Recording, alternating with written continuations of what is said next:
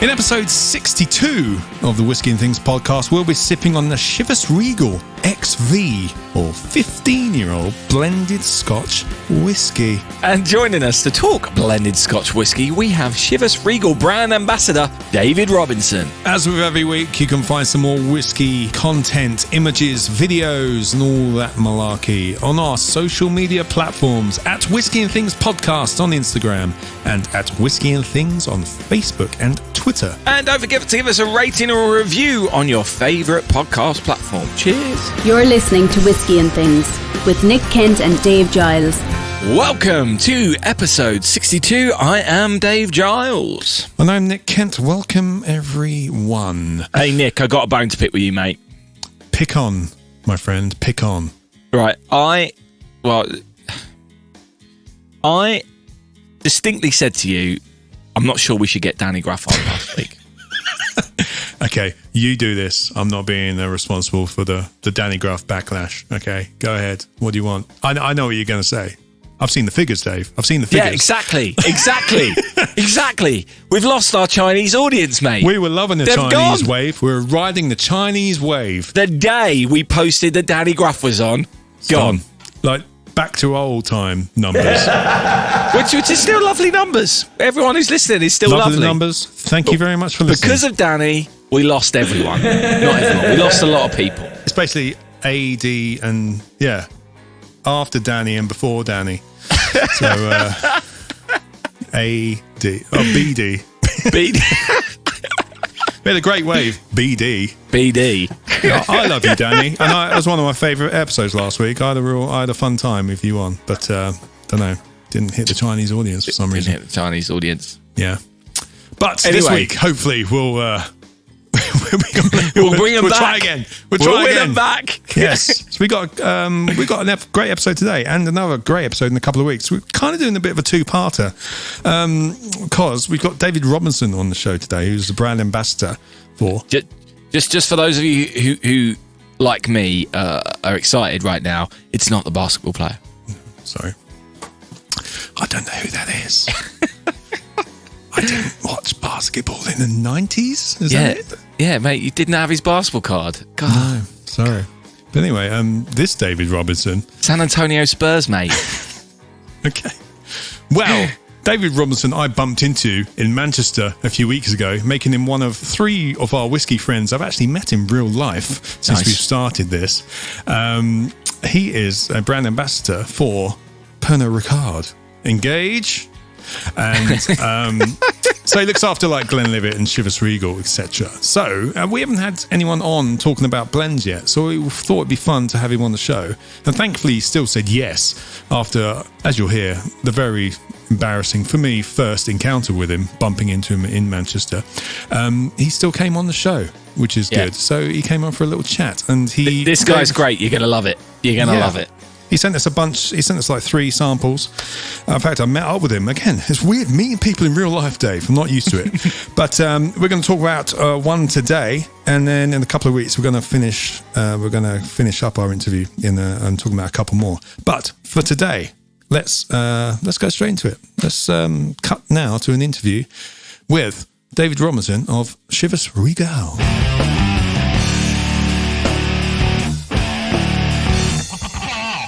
David Robinson, welcome to Whisky and Things podcast. How are you doing? I'm good, man. I'm good. Thanks for having me, guys. Hope you're all keeping well. David, welcome. I'm just going to let you know I'm really disappointed. Talk to me. Well, Nick said we had David Robinson coming on, and I thought he meant the old NBA basketball player. Nah, he's busy, man. He's too busy. He got me instead. Sorry.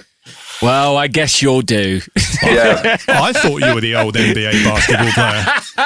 I'm 5'7", man. If I find myself on a court, I swear to God, I won't be doing too much. That's what I thought, because, like, you know, this is actually really nice because you're actually like someone in the whiskey industry that I've actually met in this. You know, this is crazy because, a few weeks ago I was out doing some Instagram photography of a few bottles, etc. And I spotted someone. I thought, I recognise that person. And your name couldn't come to my head because we hadn't met ever. You know, I just watched some of your presentations on the whiskey show and all that kind of thing. And I was saying, and we were walking across a bridge. We were crossing paths, and I was just like, you're the whiskey guy. Whiskey guy. Yeah. He's whiskey famous. Yes. I mean, I can honestly say that is the first time that's ever happened to me. I did not know how to handle the situation. I didn't know how to handle it because I wasn't used to actually meeting people in real life at that point. So I couldn't actually talk, out in the open, as it were. And I told you about the podcast and stuff. And because I was out, I had like a bag full of whiskey, and I felt like I needed to prove to you that I was legit. I wasn't just making it up. So I unzipped this bag, and it was like the scene in Pulp Fiction. Because I had like 4 different whiskies in there. Listen, man, round that Castlefield area, man, you never know, to be fair. So I'm glad there was that moment when it just happened. I was like, that's the one. But no, it was such a chance meeting, wasn't it? It was literally, as you say it was just crossing the bridge, same time. It was sort of it's almost like a Meg Ryan movie or something. Our eyes caught across the bridge, and there's that little bit in between. And it was just like that whole thing between the whiskey guys, you say. And like you say, from then on, chat to me about the podcast and stuff. And I think we've flourished ever since, to be fair. And now we finally find ourselves here, don't we? Yes, thank you. Yes, I was going to say, it's nice for you to come on after that weird encounter on my part, anyway. But yes, anyway, we're going to find out a bit about you and Chivas in a little bit. But while we're having a chat, we're going to actually sip on the Chivas Regal XV, which you've been kind enough to send us, along with some other whiskies as well. But this is the 15-year-old, so we're going to have a little pour of this, and we're going to have a little bit of a chat about that in a little bit. Ting, ting, ting. Ting, ting. The sound of glasses getting filled with whiskey. I love it. So yeah, while we're sipping on this, why don't you kind of fill us in a little bit on your whiskey origin story? What first sparked your interest in whiskey, and how did you find yourself representing a few of the Pernod Ricard brands, essentially? It's one of those, it's like, I think you chat to any ambassador and they've got this sort of, this sort of origin story like we spoke about before, where it never really starts. It always starts a little bit unexpectedly. So I found myself working in bars when I went to university in Glasgow, and, just had this affiliation. I knew of Scotch, I knew of whiskey. When I was a bit younger, first starting out drinking, I was very much on the line of American whiskey, a little bit sweeter, more of a sweet tooth, more of that caramel sort of thing. Trying to be that guy at the bar. Like, I'll have this neat, having a sip and going, just add like a load of ice and a load of Coke, please, and I'll be on my way. But yeah, it was that first affiliation of really having Scotch whiskey in front of me. And there was 2 ways, guys, when I was on the bar. It was 2014, 15. I was a brand new bartender. 2 ways to enjoy your whiskey: neat and wrong. That's it. that was the populace. That's literally what you got. Like, any suggestion that you add ice or water or anything like that becomes, now how dare you, sort of thing. So I sort of came with this sort of thing of like, oh yeah, that's just the way to do it. Now I finished my career, finished my uni career, went to Australia for a bit of traveling, worked in Melbourne for a while, 1806. And it was there when I first got this deep dive into actually, just forget everything you've learned about, it can only be done one way. Try this, try penicillin straight away. And that's it. So it's changed my life forever. Do you know what I mean? I got into smoky whiskey more than anything else from the get-go. Find myself very firmly on Speyside Highland at the moment, but just that affiliation, this brand new world just getting opened up ever more than it was. I was actually living there, which is a bit of a crazy time. Came back in 2018, did a bit of work around, a little bit of consultancy here and there, a bit of bar management, a couple of other jobs. And then the call came in 2019 to join Pernod Ricard. So I didn't start on whiskey, started on Absolute Vodka, did gin for a while, and now find myself on what I think is I think I've come home, basically. I think I've found my calling, so to speak, on the Scotch whiskey portfolio. And it's a great portfolio to work with, Yeah, I bet. So I did working in vodka, etc. Does that help you in the whiskey side of things as well, having that kind of know-how? It does, because, you're looking at, what is a spirit? What is it? Where does it, what sort of sinews and nuances are you actually looking at its core, premise of a spirit? Like just going to a neutral grain spirit, bring it down to bottling percentage, palm it off as vodka. That might be the chat about it. But once you actually start looking into what vodka is, you start to realize all these different, concepts. And when you take that and that knowledge onto a whiskey, for example, it really opens up Pandora's box in some really interesting ways. So I think it definitely has helped. And even just, chatting to people, finding your rhythm. You've got to find out who you are as an ambassador as well. It's all well and good getting the brand's marketing releases each year and, this is what our brand strategy is and that kind of thing. But until you find your voice, you're not getting anywhere, to be honest. Do you know what I mean? Because that's what sets you apart. I'd not even thought about that before. We've obviously spoken to a number of brand ambassadors now, and it's not just about talking off the hymn sheet, is it? If it was just that, then it would be pretty dull. It would be a dull world, the whiskey world, wouldn't it? But actually, everyone's got their own personality, spin, presentation techniques, and it makes the world a lot more interesting. 100%. Yeah, and that's what it is. Because I always look at it in terms of bartenders. I very much put myself still in that world. That's where I learned my trade. That's where I learned what I do. That's where I learned drinks, how to mix them. Each bartender is different. You know what I mean? The only hymn sheet that a bartender reads off is their core menu. But they'll do you a twist on a cocktail. They'll do something different. They'll recommend you something maybe top shelf that you might not try before. That's them putting their personality into it. So I don't think a brand ambassador should be any different. Of course, there's calls you've got to hit, and there's little marketing things you've got to hit, and that's all well and good. But I think it's just something that's, and I think all the ambassadors that I've known today do that very, very well as well in their own way. So you do a lot of the cocktail mixing and stuff, don't you, for the presentations and stuff? Do you come up with those recipes yourself, or there's someone up higher, or I don't know, maybe attached to something, some other brand or something, say, can we mix this in with there as well, see if you can make it work? How does that work? It does happen, but you know what's great, Nick, at the moment about Scotch whisky in particular? It is a shift of conversation. So these new drinks that we're making and these new cocktails we're going out with, there's a very big open blank canvas to really work off. The sort of key scenario takeaway is we want to taste the whiskey, right? Stuff goes into, there's a lot that goes into making this, whether it's a blend we're going to talk about today, or whether it's a single malt, whether it's a blended malt, whether it's a grain whiskey, whether it's a blended grain whiskey. So much goes into that process that we want to sort of celebrate that in the right way. But you've got such a great sounding board to go off. So the cocktails that I presented in the past in some of my trainings, some of them might be quite simple twists. I think we did the highball, didn't we, at the whiskey show? We very much looked at breaking that down, why we want that to be a key serve and why we want to celebrate that as a serve. But other things as well. Do you know what I mean? I do the Glenlivet as well, and I did a swizzle with the Glenlivet Caribbean Reserve the other week. Velvet Falernum, grapefruit juice, pineapple juice. Why not? That's my full approach to it. Is why not try it? If it doesn't work, you know what? It doesn't work. What's a swizzle?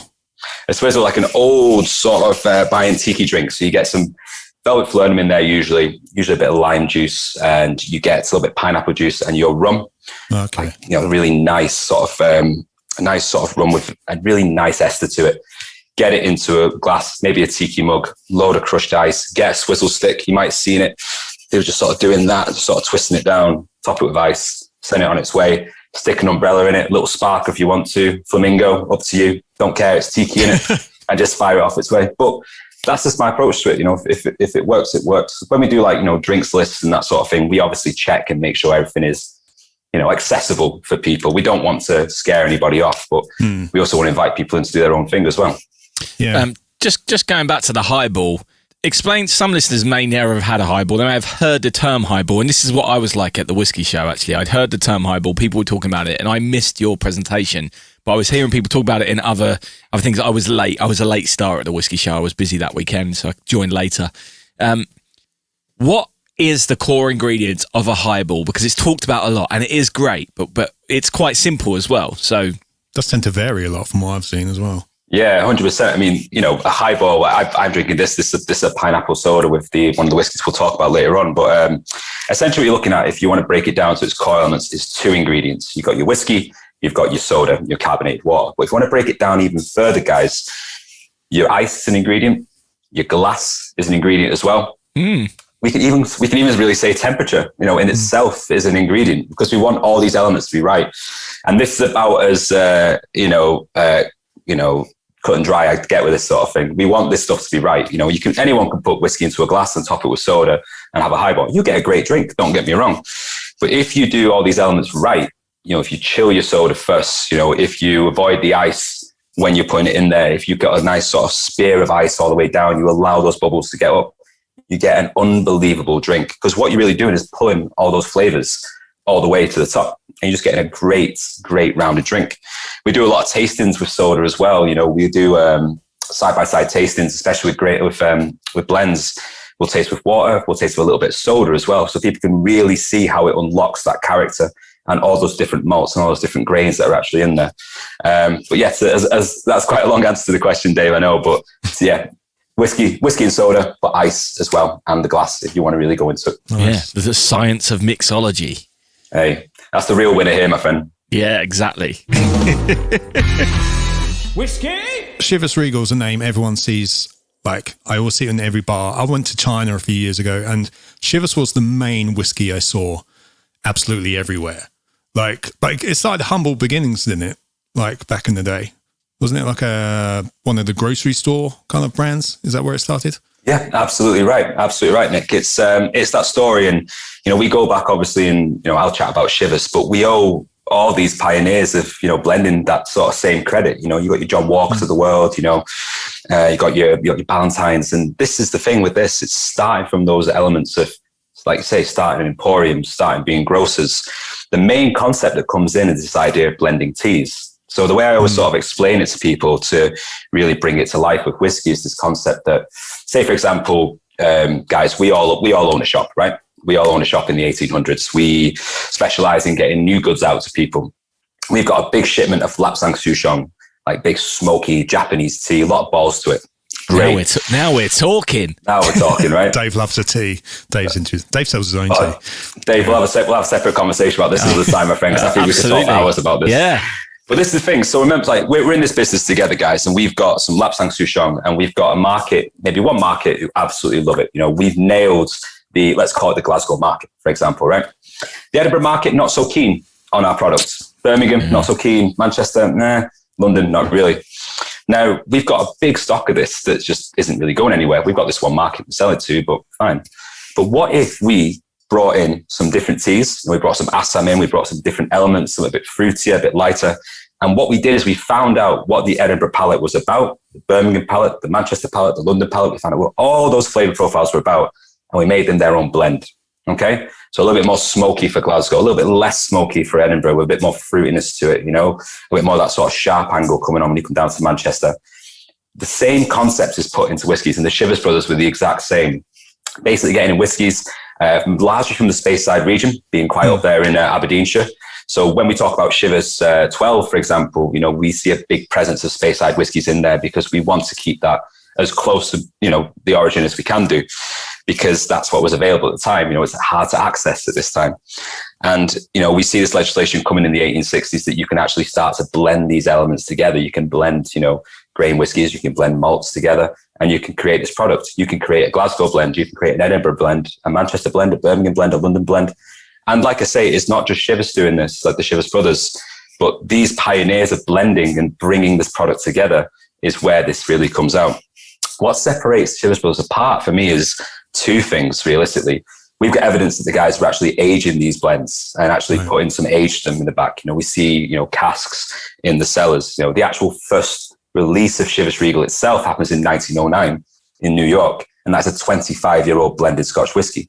25-year-old at 1909. Wow. Immature Spirits Act don't come in until 15, 16. Do you know what I mean? This is way before anyone says you have to age for that long. And the other thing as well puts us back is getting awarded the Royal Warrant as well to supply Balmoral Castle. Obviously, we see phylloxera take away the grapevines of Europe. Obviously, the drink of the upper class at the time, those clarets, those brandies, those cognacs, they're gone. The Chivas Brothers were associated, of course, with this almost royalty supplying Queen Victoria. Immediately, what they want is something else to surpass that. They want blended Scotch whiskey. And the favourite drink at the time as well, being those sort of brandy and sodas, this is where we start to see that highball element coming in. Blended Scotch whiskey with a bit of soda. So that for me is where that Chivas story really sort of sets itself alight, But again, make no mistake, it's all about those pioneers, those blenders, Yeah, I didn't know any of that. That was great. Wow. Yeah, because it's nice that as you said, it was blending kind of for a different market. Like Johnny Walker, I think he just started blending because he just didn't find what he wanted, I think. It was to his taste rather than actually blending for other people. It breaks down the element, doesn't it? We talk about blends and in quite a great way, and we'll come on to this in a second, I'm sure, boys. But, we want to create something greater than some of the parts. We've got great malt whiskies. We've got great grain whiskies. I love grain whiskey, like single grain. I think it's great. I think it's really interesting. But you want to bring all these together to create something you just wouldn't get anywhere else. Your distillery's putting out, your single malt distillery's putting out great whiskey. Great. Let's take some of that. Let's take something else. Let's take some grain. Let's make something even better. Why not? Yeah. That's grain whiskey in a nutshell. Sorry, blended Scotch in a nutshell. Beg your pardon. Yes, let's talk about the B word then. Is there still a stigma kind of behind it? Because we learned recently that single malt whiskey didn't really become a thing until around the 60s, I think it was. Not like 200 years ago or something like that. So when did it actually start that people were like thinking our blended whiskies weren't as good as the single malts, etc.? And is that, I'm guessing that is turning around a bit now, rightly, because, you know, they are as nice and you do get a lot more freedom. But is that changing now a little bit? This question has got two possible answers, really. And I always break it down. One, it's not, because 90% of global Scotch sales are blends, realistically. Mm-hmm. So we want to put that in the most layman's terms possible.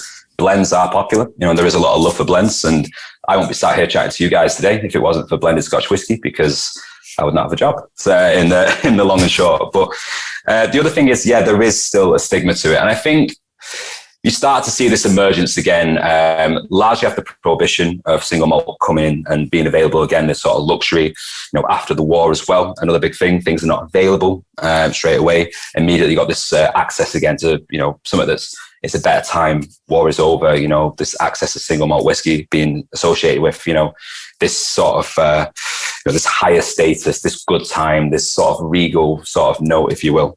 But today, when we look at it, single malt whiskey is still seen as this. It's still very much seen as this, you know, pioneering way to be. You're not anybody if you're not drinking a single malt. Mm-hmm. And it comes from that thing that I don't necessarily agree with. You can't possibly water down a single malt. You can't possibly add ice to a single malt. My opinion, guys, you drink whiskey the way you like it, and that's the best way to drink it. Mm-hmm. Long and short of it. But I feel what people have with blends is there's this thought that all you're basically doing is taking, you know, single malt that isn't desirable, you're putting it into the blend, then you're just packing it out with what we're going to call grain whiskey, and then slapping a label on it and just shipping it out. People really don't understand this fact that it's so lucrative. If I give you a Chivas 12, for example, it says 12 on the label, and we know as people who love whiskey, that's got to be at least 12 years old in the bottle. People don't always understand that the grain has to be 12 years old as well. So the thought process that goes into that is astounding. Do you know what I mean? And when we look at some of the whiskies we'll taste today as well, we're not just blending and then finishing a certain way. We're actually changing the blend every single time. If we're going to do it for 15 years instead of 12, we want the blend to, you know, justify that. If we're going to finish in Grande Champagne cognac cask, we want the blend to be able to hold up against it. So there is an understanding there, and it is a lucrative aspect of blending. Now, what I think people are starting to do is really understand that and are more approachable to that conversation. A lot of people's first experience with Scotch might have been that bottle of, you know, unmarked blended Scotch whiskey that was back of the cupboard they shouldn't have been touching. And that might have been the first going, nah, I don't like Scotch. That's me. Game over. I'm never trying it again. So I don't like that. And they've gone on to, all right, I like maybe like single malts, but I definitely don't like blends because of that. When you get it in front of people and they really sort of get to grips with it, and they taste it and understand it, and you explain what's gone into that, then it really comes live and the penny drops. And not everyone likes the same things, not by any measure, but I guarantee you there is a blended Scotch whiskey out there for absolutely everybody who likes Scotch whiskey. Yeah, I'm guilty of being one of the people that, when we started this, assumed that blends were inferior. I make no bones about that. I did think that. I was, because I don't know if I don't think it's a marketing thing or what.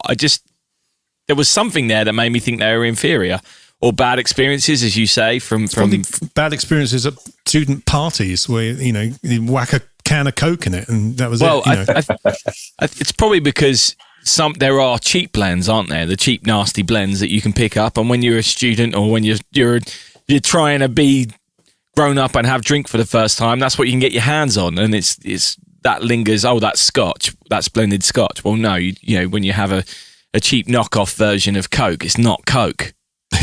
Yeah. You know, Pepsi is never okay, as Nick always says. Listen, don't get me started. Don't get me started on that one, boys. I'll tell you something, right? So I run into this a lot, and I'm sure you can imagine, like, you know, we deal with a variety of, you know, different consumers, different customers. And I think every opinion is valid. Do you know what I mean? I think you should have as many answers for things as you can do. You can't always answer everything, but if you can provide some sort of answer or direction, that's great. But the minute I remember once I explained to somebody the fact that you understand that, you know, your single malt is a blend of whiskies as well, right? And they go, what? It's like, yeah, it doesn't all come from one cask, mate. It's, it just so happens it's from the same distillery. It's all malt whiskey, but it's all from the same distillery, but it's different casks, it's different ages, different finishes. It's taking those different elements. putting it together into your single malt, your Glenlivet 12, for example, break that down, different malts, different distilleries, maybe bring in grain whiskey as well, which is, like I said before, I think is quite lucrative in itself. You got a blend. Yeah. And the minute that penny drops with people, sometimes, and it's not to be condescending, it's not to be like, oh, I get it, you don't. It's nothing like that. I want people to understand, and I want people to not make, I want to help them out in the right way. Do you know what I mean? Sort of guide them a little bit if I can do. Let them make their own decision in the end, because, it's their drink. But if I can sort of help them out and sort of, paint the picture a bit more for them, then it's good days. Yeah, I think that's a big part of it. I've always said that the word single in single malt is a bit misleading. And I think it's one of whoever decided that was what it was going to be called, was a genius bit of marketing ploy or whatever the words are. It definitely throws people off the scent. It's not a single cask. It's not come from one source. It's come from one distillery. That can be a variety of things. And it's made the term single pot still, Irish whiskey, very confusing for a lot of people as well. Yeah, it's that penny drop moment though, isn't it? Where you find that single pot is just the same as single malt. You're like, what? You just realise obviously some of it's malted barley, some of it's unmalted barley, and you move on from it. And the pot part is just to differentiate it from the column still stuff that was being done in Scotland. That was it. Absolutely. It's just a marketing thing. Absolutely. There we go. You're listening to Whiskey and Things. Anyway, shall we have a chat about this week's whiskey then? I think that's the correct time to do that. Yes. Let's do it. This week's whiskey. We have a Chivas Regal XV, which means 15-year-old, apparently. In Nomen Rumerals. Nomen Rumerals. I know him. Nomen Rumerals. He's an extra on curry, isn't he? Nomen Rumerals. How is it, boys? How's it going down? I'm really enjoying it. Yeah, it's very nice. Very nice. Enjoying it. So, age 15 years, 40% ABV. But what else we got in store here? Yeah, exactly. So, we said before we got that 3 extra years on the 12, for example. But remember that bit I said before that, we'll change the blend to accommodate that next age. So we'll get a bit more of a different makeup here. Maybe some more single malts, that bit more robustness coming through. Now, obviously, the blend is always going to change every single time. The blend's never going to be quite the same, regardless of it being the same product. XV one time will be a different blend, but it'll always taste the same. That's down to our blending team. But here, what we've got here is this really beautiful select finishing as well. So we've done that 15 years, and we've actually chosen to finish this in Grand Cru Champagne cognac casks. And the reason for this is, when we talk about, the heart of Chivas, we got Strath Isla, which is our, we call it the heart. So we get a lot of our single malt from for the blends. Great distillery as well. 1786, one of the oldest distillery as well. But it really brings through this wonderful thing when you actually get that finished in. So what you should be getting, actually, you know what? I'm not in the habit of telling people what they should be tasting, guys. You talk to me first. What are you getting? I'm getting pineapple. Pineapple coming through. Great. Citrusy on the nose. Identify that. Is that a bright citrus, a bit more of a darker type of citrus? No, it's quite sharp. Maybe lemon zest, kind of squeezing the old juice into your eye when you're cooking. Nice. but a pleasant, experience. That was pleasant. What I'm saying is, it's very there it is for me. Yeah. How about sort of, not to guide on, but sort of let's think about like an orchard. Let's think about like a, sort of stringing fruits like that. A bit of plum. Stone fruits. Oh, Nick. Yeah. Apricots. Definitely getting some apricots as well. Yes. You have guided that, but as soon as you said it, it's there, which often is the way. But yeah, I do like fruitier whiskies. So that's probably why I'm enjoying this. I'm more of a fruity man than a smoky man. Well, this will be right up your street, Dave, honestly, because you've got that, like I said before, that big inherent, knocking on the door, that big sort of celebration of Speyside in here as well. Those stone fruits, those apricots, those plums, great notes, guys, as well. Peach as well, I'm getting now on the finish. Yeah. It just sort of unlocks every time. Yeah. And me, what's really interesting about this one is apple. Now, we talk a lot about apple when we talk about Chivas Regal. We talk a lot about it in Strath Isla as well. But what's happened here is those sort of green, crisp apples have sort of become red apples and they've become stewed. So for me, this is stewed red apples all the way through. If you've got some water as well, guys, just unlock it, let it sort of let some of those flavors get to. So are you finishing at the end of the process? Are you putting everything into a vat and then finishing it? Or is it only a certain quantity or a few barrels which are finished and then you blend it together? Yeah, exactly. So a portion of the whiskey will be finished in those cognac casks and brought through to the final products for each batch. All right, with water, that's really special. I'm so glad you say this, because like sometimes when I say this, add water, people go, no, I'm not going to do it. Just try it. There's a real sweetness when you add the water. Like the apple notes really pop through. It sings, doesn't it? Yeah. I'm actually using my Chivas pipette as well to from the blending set to do the nice. water. Yeah, very handy. God, the amount of those kits I've gone through over Christmas when we first started doing this new virtual advocacy thing. It's creamier. It comes well. It's a bit slightly lighter, and yeah, it is a creamier mouthfeel. I've nearly run out, annoyingly. I can only put a little bit of water in there. See, this is what it's all about. Breaking it down with just a little bit of water and just seeing what it does. And, we try and advocate this as much as possible when we talk about blended Scotch whiskey, because you really start to see what's happening and what those different elements are, because we've got our malts in there. We know we've got a lot of Speyside in there. We know we've got some Highlands. We know we've got them from across Scotland. Of course, we can chop and change with other companies. It's just what happens. We wouldn't have an industry if we didn't do that. But for me, it's identifying that grain whiskey. So that little bit of sort of lemongrassy, that sharpness that you guys were indicating before, for me, it's a little bit of that grain whiskey still singing. 15 years. We don't want to lose that, though. Do you know what I mean? I would, when we get this grain, we're predominantly letting it happen to age in like 4th fill American casks. We don't want much influence on it, but we want that bright, fresh, like that zestiness and that sort of bubble gum, like sort of marshmallow note starting to come through, and just holding the whiskey together. And just, if we want to make up the malts being the bones and the structure, that grain is the body all around it. And that's just holding everything nice and compact on the palate. So that creaminess you were saying before, Dave, that is what that is as well. And it still sings really well in the 15 for me. So do you think that a blended whiskey works better with water than a single malt? I mean, or is it that the grain whiskey responds better to the water? So is that more of what you're getting at? Yeah, I think that sort of that creaminess, that sort of body really does come to life, and it's that grain whiskey that's doing it. Exactly that with the water. Don't be wrong, there'll be elements of those malts doing it as well. And again, there's no struck science on this whatsoever. But for me, what I think you allow is once you sort of allow those more sort of volatile esters just to drop down a little bit when you put that water in, you let that grain whiskey really come and sing and just hold all those malts together. And I think you get a lot of that finishing on there as well. It's just exciting to me, guys, because we're here chatting about this and we're breaking it down like we would do a single malt. And don't get me wrong, single malts are amazing, but I feel this conversation we're having about a blend should be the exact same that we have about a single malt. Yeah, just that process, David. When you're talking about an aged blend, are they aged whiskies that are blended together, or are you blending the whiskies together when they're young and then aging them? Yeah, we'll get them in. We'll figure out what we want out of it. We'll bring in other whiskies from other distilleries. We won't have it aged. We'll bring those in. We'll get that blend together because we know what we want out of it, and that is when we get it. Now, will we edit it? Will we blend it slightly differently with other casks, depending what we want out of it? Absolutely. But again, it comes down to that blending team that we've got.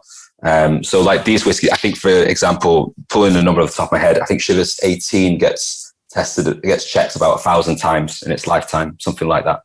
Because, you are taking a gamble straight away, putting a lot of these in. But it's the tenacity to make sure that it's going to be right. It's a tried and tested thing. So we know we can make them happen. So you're blending new make and then aging it? We're getting them in. We're getting that bit of age into that new make. And then we are blending as well and letting that finish happen.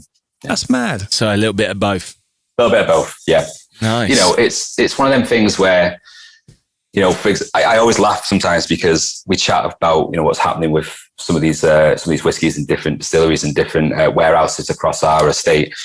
There's some that are just obviously waiting to go into a blend. There are some that are bits and pieces that are being tried out for something else. And you might get this works with this, so we'll age this and we'll bring it into this later on. Or if that don't work, we've got this going on. It's so amazing. Honestly, we think there's 26 million casks aged at the moment in Scotland. I wonder how many of them are ours. I'd love to know.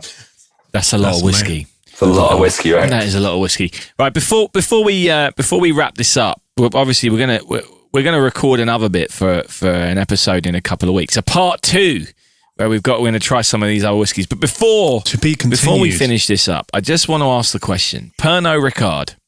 How many times do you get the Star Trek jokes? Because I do it almost every time I see Pernod Ricard. I think of Jean-Luc Picard, and I know they're completely different, but I can't see it and not think it. I'm not even that big of a Star Trek fan, but I see it and I hear it all the time. Do you have it? Am I the only one, or has head office banned that joke? Yeah, I think that might just be you, man. But what I will say is, right, I joined the company 2 years ago. I've not heard one single Star Trek reference since I joined. So maybe it's before my time that this actually happened. So maybe. Yeah. Every time I see it, I'm like, Star Trek. Yeah, I think I can picture Patrick joke. Yeah, just Patrick Stewart. Every time I just see him looking there. I just want to see him on the hull of the Enterprise, just turn to the camera with a Glencairn and be like, "It's Pernod Ricard time." Oh man, yeah, I'm gonna advocate for that to happen. That's fine. Yeah, there's got to be marketing budget for that. There's going to be like a big plug for all the ambassadors to get their brand in that glass, right? Exactly. Yeah, if you can get Bill Murray doing it for Suntory, we can get Patrick Stewart doing it for Chivas for sure. For Chivas. God, how much would that cost? He's quite a nice guy, actually. I imagine he'd probably do it for a bottle. I reckon. Probably, yeah. I think he would as well. Yeah, we'll sort him out. Yeah, exactly. Yeah, here's a blending kit. Yeah, Patrick, if you're listening, man, just give me a shout. We'll sort it out. You're listening to Whisky and Things. And of course, you can watch the full uncut video with David on our Patreon page, which right now also includes what you're going to see in a couple of weeks, which is fun. So it's the full nearly hour and a half of chat and whiskey fun. So that's over on our patreon.com/whiskey and things. Yes. You want to find out more about Chivas Brothers or Regal? Well, both really. Head over to www.chivas.com and their various social media accounts will be in the description. They're all more or less Chivas Regal or Chivas Regal UK. If you want to follow David on Instagram, he's at Whisky by the Glass as well. And while we really appreciate anyone who helps support the show. Our patrons in particular are wonderful. Nick tries every week, if it's on sale, to post an affiliate link to the Whisky Exchange, and he puts it in the show notes every week. And anyone who buys a bottle of that helps us out big time. So anytime you click on that link and buy any whiskey, you're helping us out. So if you're someone who likes buying whiskey, please consider using our affiliate link because it does help us out. It means we can do more of this. It does. Thank you. So yeah, I really enjoyed that. The XV, that's what was in this episode. And it was a lovely little chat. It's a nice little whiskey, that. Really nice. And if you listen in a couple of weeks as well, there's some other really exciting whiskies they're putting out. Absolutely. Abso-fribbin-lutely. Some great banter in the next show as well. So yeah, listen again. Please, China, come back to us. Danny won't be back for ages. It'll be another year and a half before we have him on. I love you, Danny. I love you. David doesn't. I hope you put one of his laughs in the edit behind us talking about him ruining it. Just Danny's laugh in the background. As if it's like an evil Danny laugh. That would be quite amusing. It would be quite amusing. Right. I would say the Angels have had their share, Dave. And so have you. Cheers. Thanks for coming. Whisky and Things has been brought to you by And Things Productions.